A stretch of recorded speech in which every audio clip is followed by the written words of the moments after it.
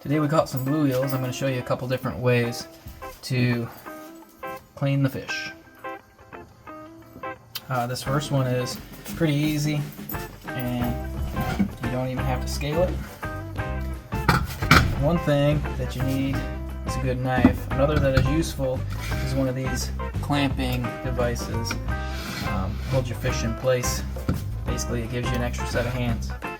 The object of filleting the fish is to get a completely boneless piece of meat. You can also just cut the head, gut it, leave the head on. Either way, the most important thing is to get the guts out, rinse it and clean it. You can fry a hole if you want. You'd have to take the scales off, but this is my two favorite ways of cleaning bluegills. This also applies for any other panfish. One thing that you have to notice with a lot of panfish is the bone structure. They have a backbone just like ours, of course, and then a rib cage. However, a lot of these fish, most of these fish, have a lateral line that actually come right through here, and it will stick out on each side. So it almost looks like this, and that's to help feel vibrations in the water. Those little bones are often missed. So here we go. Most of these fish will have plenty of meat on the back section here, almost like in the loin section, if you will, of other animals. But there is some belly meat to be had on a lot of these panfish that you can save as well. There you go. This is scales on. I'm going to make a first cut angling towards the head behind this fin here.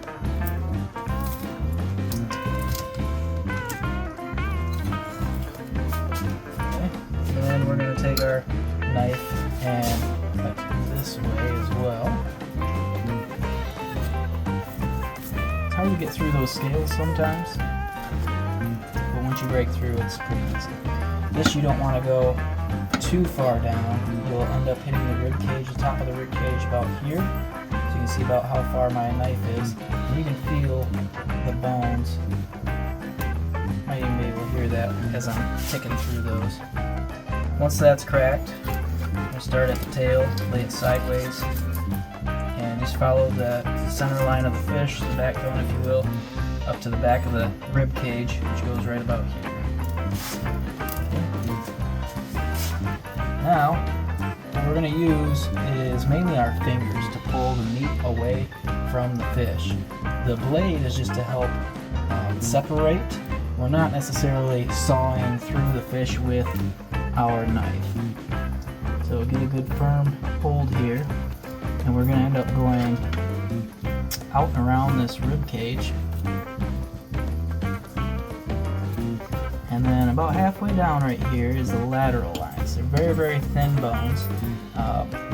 What I typically do is actually use the tip of my knife to get under these bones and just kind of work them out of the meat here.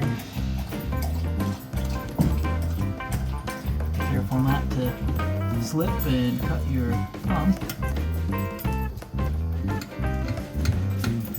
Just kind of work those out of the meat like so, and then once you are past that, you can go underneath those.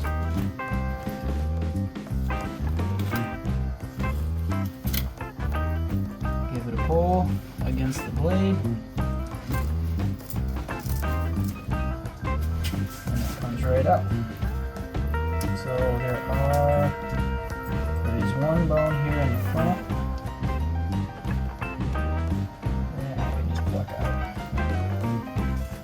I always seem to get a bone right about here, and that's where that was. Flip it over and repeat the process.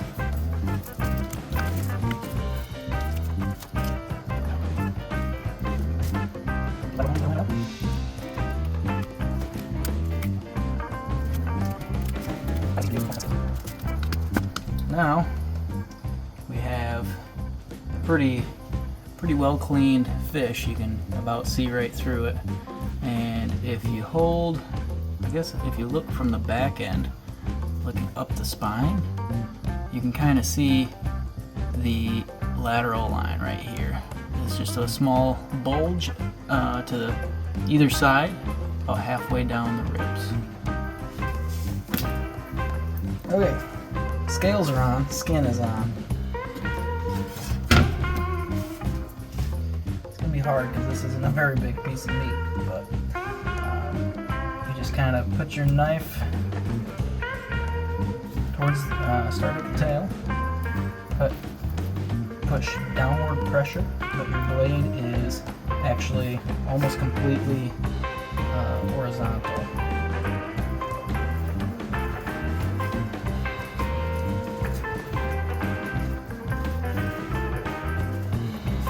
The fillet knife is so nice because it is flexible, so that's when you use that flexibility. Pull that meat right off there, and all you're left with is a scaly skin. There are a couple different ways that you can get the scales off a fish.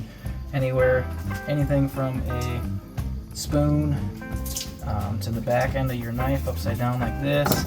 This is a tool that I have found really works great. It's got these teeth right here, and it actually comes to almost a point, and it helps you get the scales around the back and on top of the tail as well. This is my favorite one. Find this anywhere, Walmart, Amazon, something like that, your local fish store.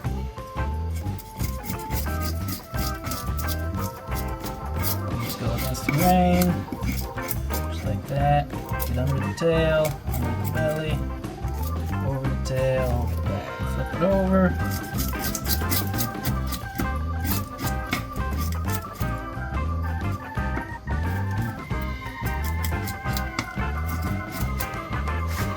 There we go. No scales. That didn't take too long to get the scales off. I prefer leaving the skin on. For the smaller fish, the bluegill, it seems to hold the meat better together when you're frying it. Some people notice that there's a difference in flavor. But this is going to be very similar with our cut.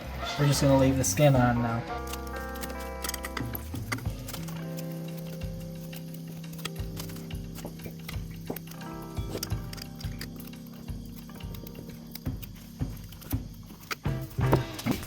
One thing that's really nice about doing it that way is there's not a whole lot of waste, really. I mean, obviously the least amount of waste would be just to scale it and gut it, fry it whole.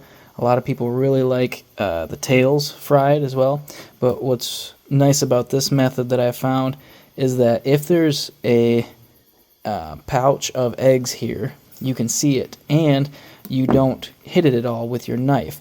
If you're gutting it first, you might not know what's in there, nick your eggs. So if you can keep the egg sac all together, the wife will be very happy.